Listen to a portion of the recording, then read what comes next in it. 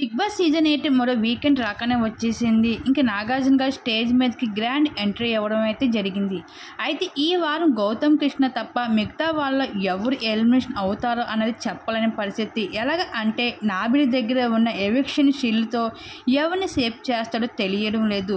ఈ వారం టాస్క్లు ఆడి సూపర్గా అనిపించుకునే ఓటింగ్స్ సంపాదించుకోవడానికి టాస్క్లు కూడా జరగలేదు హౌస్లో.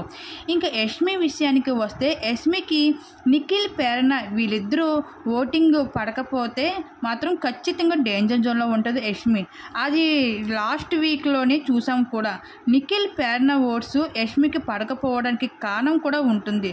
ఒకటి, నిఖిల్ మదరు నిఖిల్ని యష్మికి దూరంగా ఉండు అంటూ చెప్పింది. ఆ విధంగా కూడా చూసుకుంటే యష్మికి నిఖిల్ సపోర్ట్ తగ్గే అవకాశం ఉంది.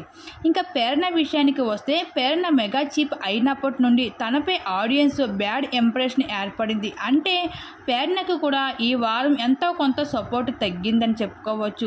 అది యష్మికి ఓటింగ్స్పై కూడా ప్రభావం చూపిస్తుంది. ఈ విధంగా అయితే యష్మికి అయితే డేంజర్ జోన్లో ఉన్నదని చెప్పుకోవచ్చు. మరొక వైపు అవినాష్ విషయానికి వస్తే అవినాష్ ఇంకా మెగా చీప్ అవడం జరిగింది. అలాగే మరొక వైపు ఎంటర్టైన్మెంట్ ప్రకారం చూసుకుంటే బాగా పెర్ఫార్మెన్స్ చేశాడని చెప్పుకోవచ్చు. ఈ విధంగా అయితే అవినాష్ కూడా సేఫ్ అయ్యే అవకాశం ఉంది.